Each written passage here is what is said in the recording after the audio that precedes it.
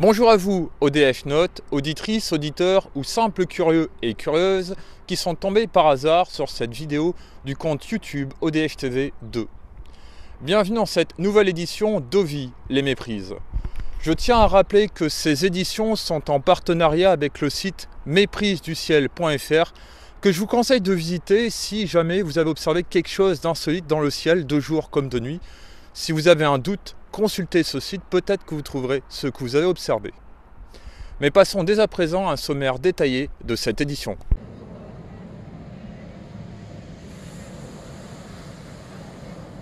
Au sommaire de cette édition, dans les infos d'ODH TV, informations sur une émission de radio qui pourrait vous intéresser.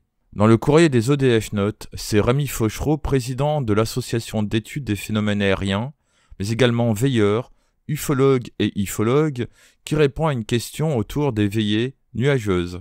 Vous retrouvez après Gilles Durand, ufologue et membre du SAU, qui vous partage l'une de ses anecdotes en veillée. Dans la question de l'édition, c'est Anne du GUI, groupe d'ufologues indépendants, qui y répond. Dans la rubrique IFO Aéro ou Aéronautique, c'est Rémi Fauchereau, reporter de DHTV du département de l'Yonne, qui vous parle des couloirs aériens des hélicoptères. Puis dans le dossier de cette édition, nous allons aborder les méprises météorologiques.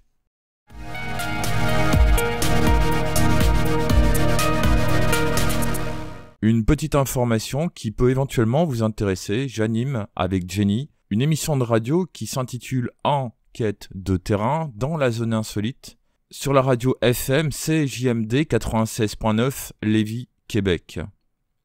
Et nous avons interviewé de nombreuses fois Gilles Durand qui nous a partagé de nombreuses méprises.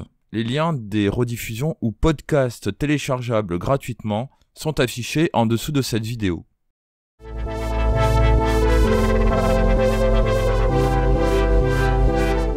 Réalises-tu aussi des veillées quand il y a des nuages? On ne fait pas plutôt ce genre de veillée, parce que dès qu'il y a des nuages, il peut y avoir de la pluie. C'est pas forcé. Mais généralement, on veut un ciel dégagé, parce qu'on fait en couple à l'observation ufologique une observation astronomique. Et donc, on fait les deux à la fois, comme on a fait d'ailleurs dernièrement à la veillée. Et on se dote de télescopes ou de caméras, comme on faisait avec Christian Borda, avec Raymond Lavaux. Et puis donc, le problème, c'est que si on ne peut pas faire d'observation du ciel au niveau astronomique, eh ben, on ne fait pas de veillée. Voilà. Donc quand il y a des nuages, on fait rarement des veillées. Et quand il pleut, encore moins.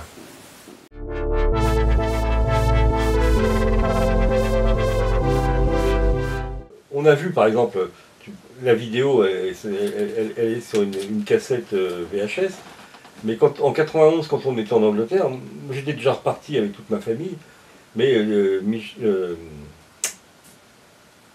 Bruno Maric, Gilles Munch et Thierry Pavidic étaient restés.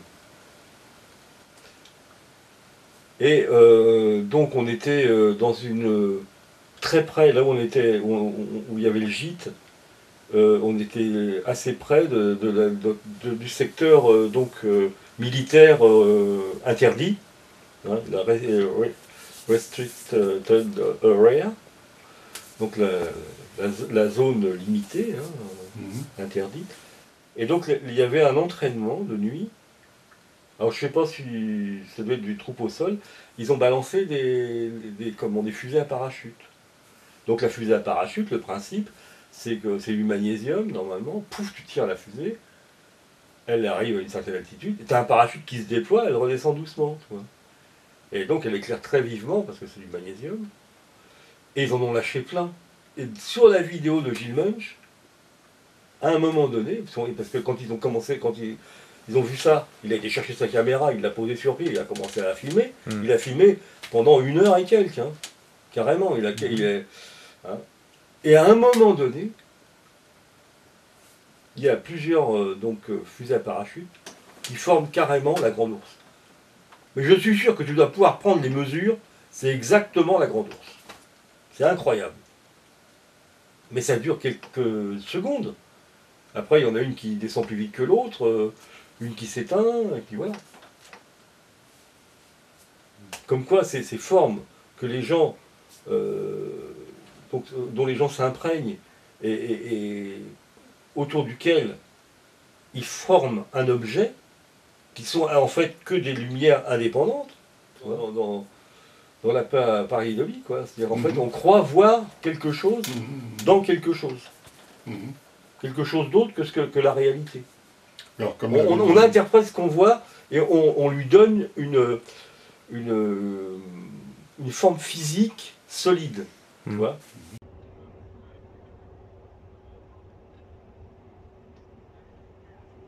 As-tu réalisé des veillées d'observation du ciel? Oui, c'est d'ailleurs comme ça que je suis venue à faire des enquêtes. On a d'abord fait des veillées. On a commencé par ça avec des amis des repas ufologiques et de OVNI Paris. Puisqu'on est sur la région parisienne, on est allé faire des veillées dans l'Oise et en Seine-et-Marne. Et on essaie de continuer parce que ce sont des moments très agréables et on apprend aussi à observer les étoiles, les satellites. Donc c'est aussi de l'enseignement pour nous, c'est une façon de se former. Aurais-tu des anecdotes en veillée? Alors plusieurs fois on a observé des satellites et on a eu aussi des méprises.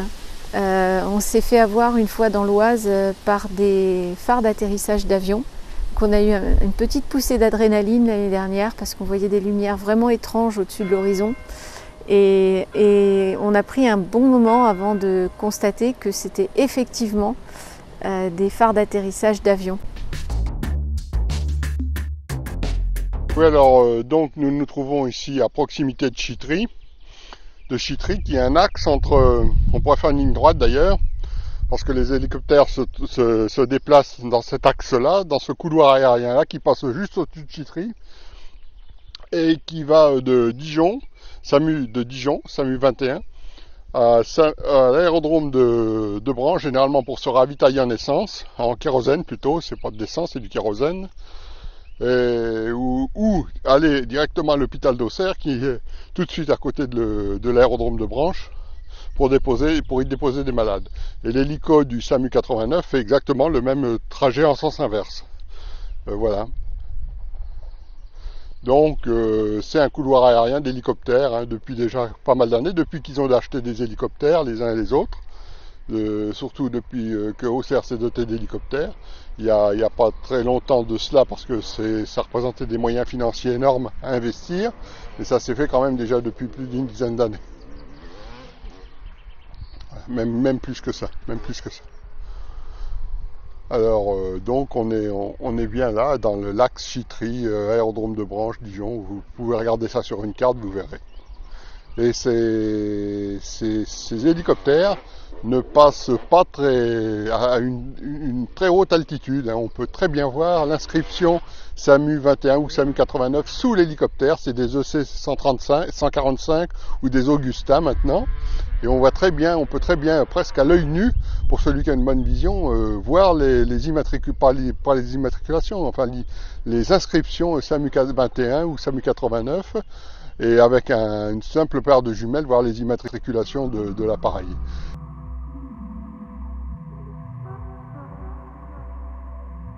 Passons dès maintenant au dossier de cette édition qui porte sur un sujet assez intéressant, climat, OVI.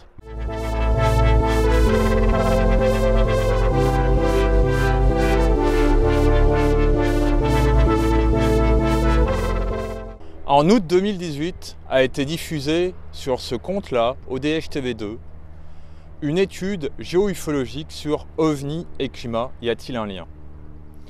Lorsqu'on regarde les différentes observations de phénomènes insolites ou inexpliqués par le ou les témoins, on s'aperçoit qu'il y a pas mal de phénomènes météorologiques non connus par le ou les témoins. La foudre en boule, la foudre, les plots, phénomènes lumineux orageux transitoires, des phénomènes comme des tornades ou bien d'autres choses. Dans cet épisode, et par le biais d'interventions d'ufologues, de veilleurs, de n'importe quelle tendance, on va donc vous partager différents phénomènes météorologiques qui ont été sujets à des méprises de la part des témoins. Passons dès à présent à ce nouveau dossier.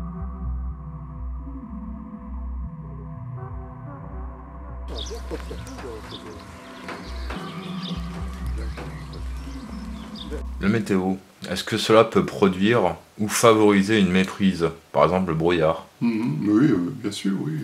Par exemple, si vous avez un phénomène lumineux derrière le brouillard, vous pouvez croire que c'est un objet qui se trouve dans le brouillard, qui est en train d'atterrir ou en train de décoller, ou qui est stationnaire, etc. Par exemple, pour le brouillard.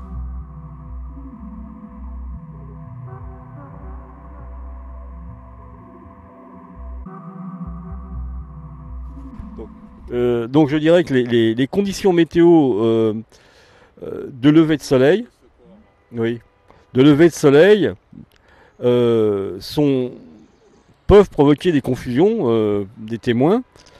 S'il y a par exemple des nuages un peu ténus mais suffisamment épais pour filtrer la lumière du soleil, qui n'apparaît pas orangé comme au lever ou au coucher, mais qui va apparaître cuivrée, qui va apparaître grise, qui va apparaître blanche carrément, avec en plus des nuages qui vont passer devant. C'est pareil, c'est aussi bon pour la Lune. Hein. On voit des cas de confusion avec la Lune, parce qu'en fait les témoins ne considèrent pas que les barres qu'il y a sur la Lune sont des nuages. Alors ils voient un objet qui est coupé en quatre, ou des cigares, voilà. Mais faut lire l'opération Saros du CNEGU, hein. C'est vraiment criant là-dessus, hein, parce que ce sont que des confusions avec la Lune.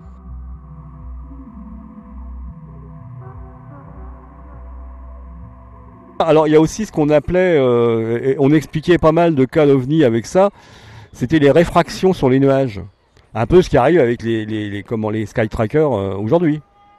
Les lasers de discothèque, etc. Ou les sky trackers de discothèque, comme on a vu quand on était dans Lyon, là. Hein. Ça crée des phénomènes, quand il y a des nuages, par exemple, les phénomènes de réfraction de faisceaux lumineux sur les nuages créent des ovales ou des cercles qui se réfléchissent sur les nuages.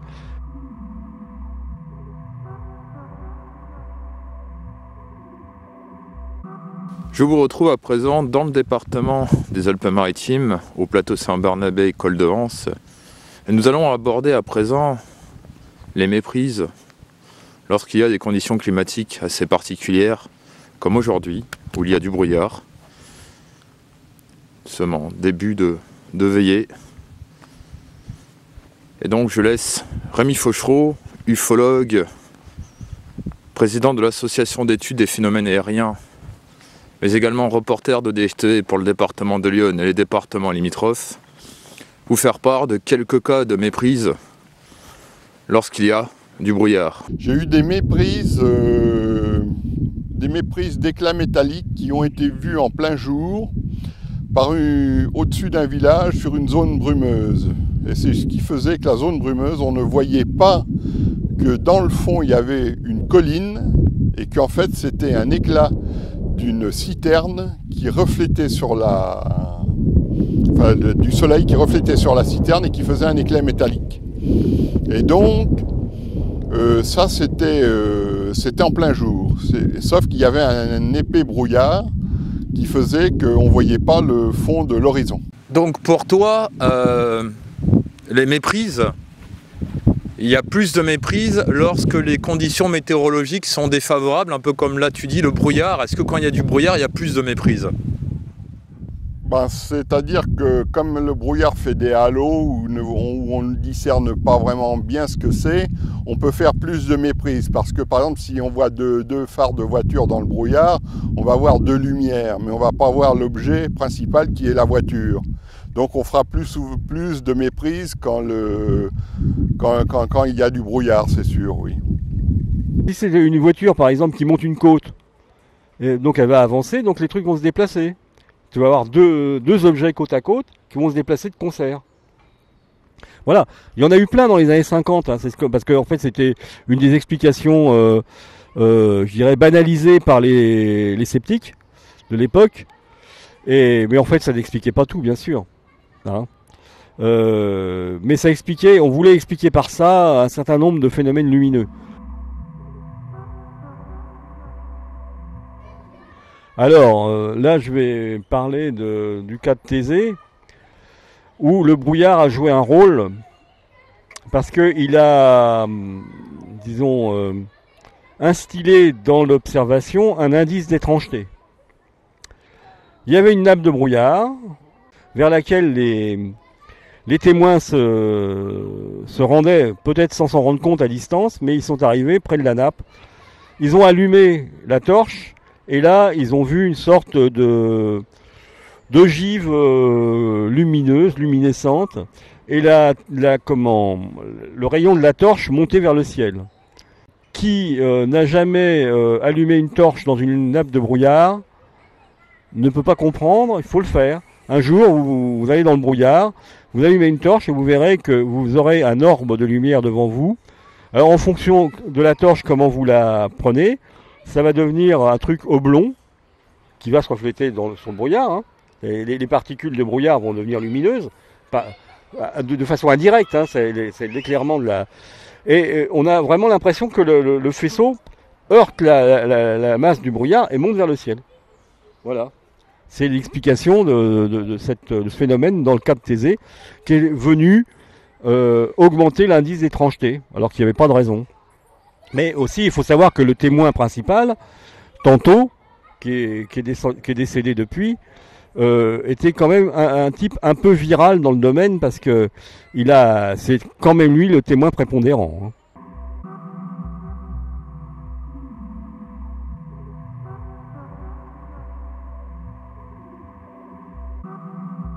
Continuons les différents paramètres. Nous allons à présent aborder le vent.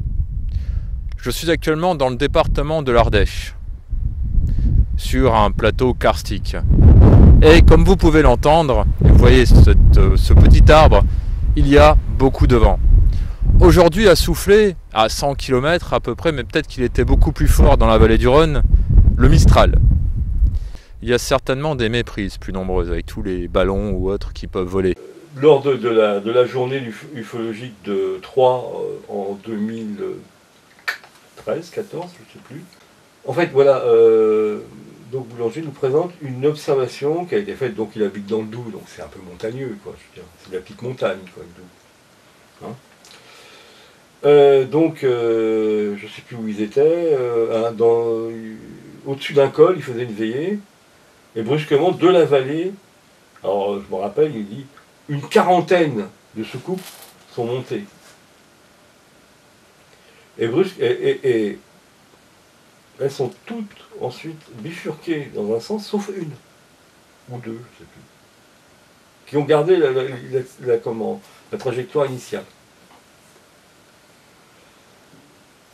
C'est en fait que l'aérologie locale a fait que peut-être que deux lanternes qui étaient très excentrées par rapport aux autres se sont embarquées dans un couloir aérien qui était différent.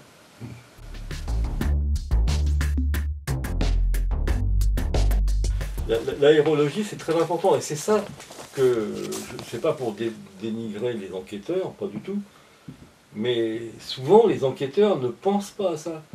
Ils restent dans le... Là où est le témoin. Voilà, ils restent dans le témoignage primaire. Ils ne cherchent pas, voilà, on leur dit, c'est le vent, enfin ça allait vers l'ouest, donc, mais le vent, lui, il n'allait pas vers l'ouest, voilà, enfin, il allait, enfin, tu vois ce que je veux dire. Hein. Donc ça ne peut pas être un truc qui était porté par le vent, alors que si, certainement. Moi j'ai eu un cas comme ça d'un gars qui m'a dessiné sur une carte la région de Moneto des ovnis, enfin entre guillemets, hein, bon, une douzaine d'ovnis en triangle des boules rouges, évidemment rouge-orangé, qui suivaient le long de la Nationale 6 en allant de Moneto à Auxerre. Hein. Alors donc il y avait la formation de triangle comme ça, et puis devant il y avait une boule rouge qui était au-dessus de l'antenne thaïlandaise. Donc les boules qui suivaient comme ça, c'était les antennes thaïlandaises. Pourquoi elles étaient en triangle? Tout simplement parce que ça dépendait de l'aérologie. Et puis ça dépend comment on les a lancées. Et puis comment on les a lancées. Les gens peuvent être disposés en triangle. Ils lancent chacune en même temps. Elles se suivaient toutes bien comme ça, hein, toutes celles qui formaient le triangle se suivaient toutes à la même distance et tout. Et il ne comprenait pas, il m'a dit c'est un ovni. Et j'ai dit mais pourquoi tu considères que c'est un ovni? Parce que la boule devant, elle se déplaçait en zigzag. Ben ça c'est un phénomène d'aérologie, simplement qu'il n'était pas dans le même couloir. Hein. Ouais, moi je vais vous donner couloir aérologique. Ouais, dans le couloir. Hein. Je vais vous donner un autre exemple. Mhm. En fonction de la température, l'air ne porte pas de la même manière, par exemple. Par exemple, quand nous, l'été, on s'amusait quand on était en avion, que j'apprenais à piloter, à passer au-dessus des gens qui faisaient des feux de broussailles, vous savez. Vous passiez avec un avion, vous étiez à une altitude, et dès que vous passiez au-dessus du feu, avec la chaleur, la colonne de chaleur, Ton avion montait d'un coup. il montait au moins de je ne sais combien de mètres, et puis après il redescendait, comme s'il allait décrocher, il redescendait. Alors rien que déjà en fonction de la température, l'aérologie est différente. Et puis en fonction des courants, en fonction de tout ça. Tu as tout raison, c'est un paramètre que je n'avais pas noté. C'est qu'en fait, les lanternes de taille peuvent très bien effectivement passer au-dessus d'une zone plus chaude et donc dériver différemment. Tu vois, effectivement, une zone industrielle, s'il y a des activités permanentes par exemple, tu vois, des activités 24-24, bah, tu vas avoir plus de chaleur en pleine nuit, qui va être dégagée. Donc à ce moment-là, effectivement, un tas de lanternes de taille lâchées sauvagement dans la nature, elles vont peut-être s'éparpiller différemment. Si tu passes au-dessus d'un bois, au-dessus d'une terre, au-dessus d'un lac, c'est plus la même. Tout à fait. Au-dessus d'une ville, comme il fait chaud en été aux villes, ça monte. Ah oui, non, mais c'est clair.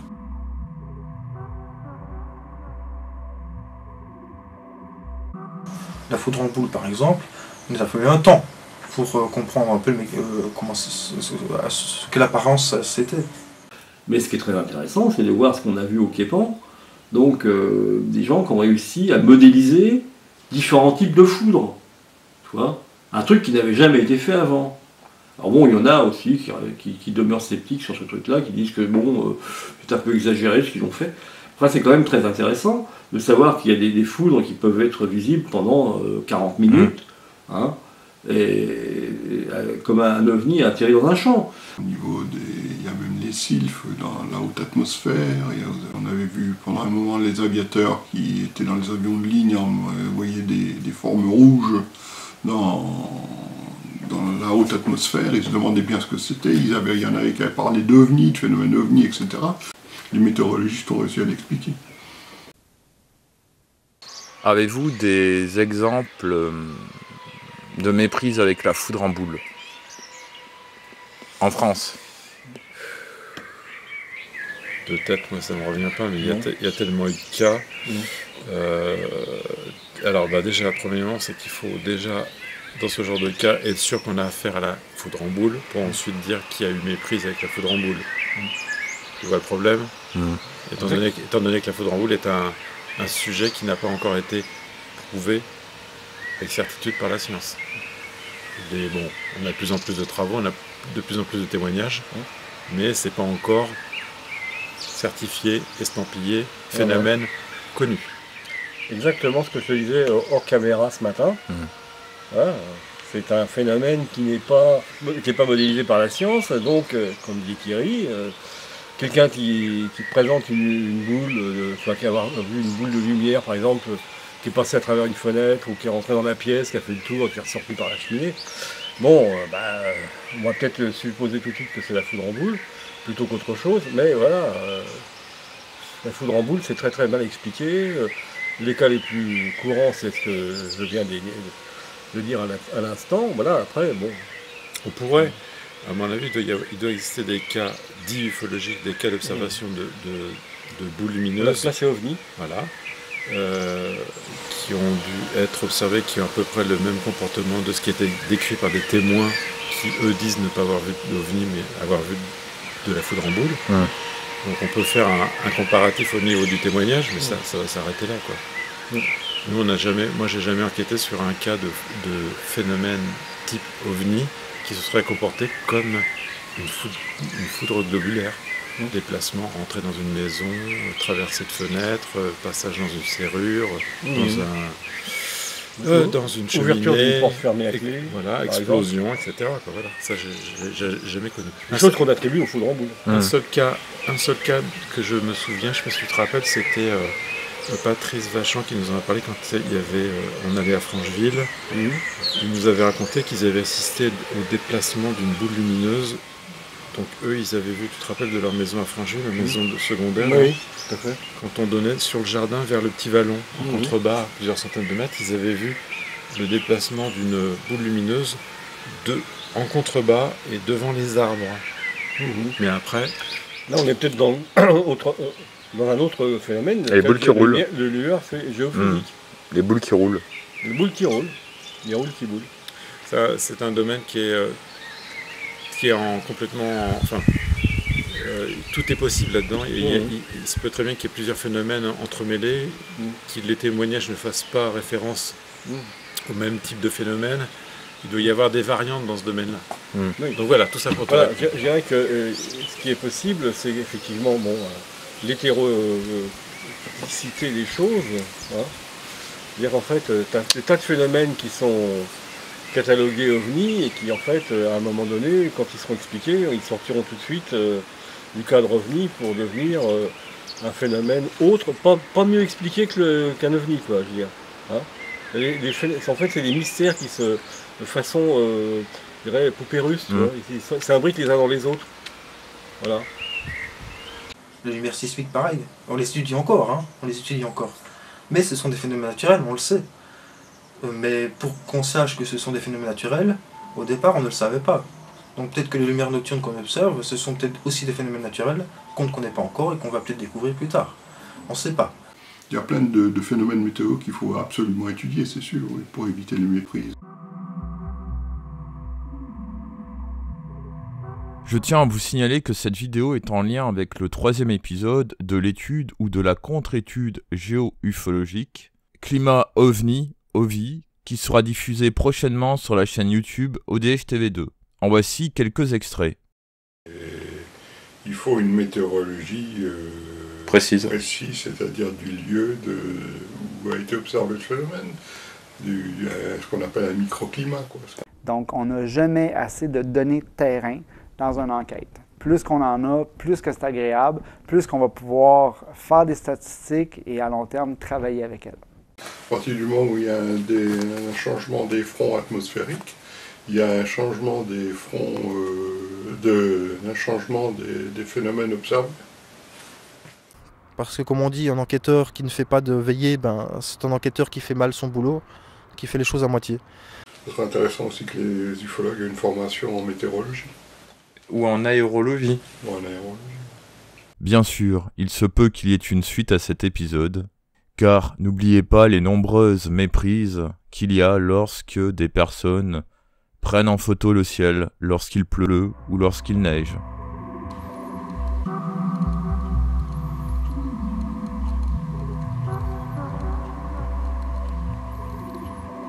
Nous arrivons à la fin de cette édition et j'espère qu'elle vous aura intéressé, apporté des réponses sur différents phénomènes que vous auriez pu observer ou voir ou que vous allez voir prochainement. Je tiens à remercier toutes les personnes qui nous ont aidés à faire cette nouvelle édition, l'équipe d'ODH TV, les partenaires proches et vous autres, ODH Note.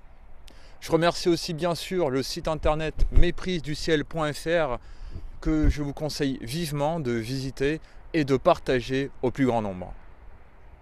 Car la personne qui réalise ce site est quelqu'un de formidable, qui a fait de nombreuses veillées par le passé et qui sait ce qu'il voit quand il regarde le ciel. Donc prenez exemple sur lui et ne faites aucune méprise.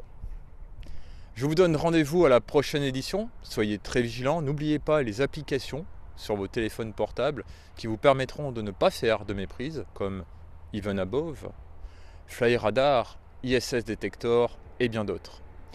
Je vous souhaite à tous une excellente journée et à très bientôt sur ODH TV2. Au revoir.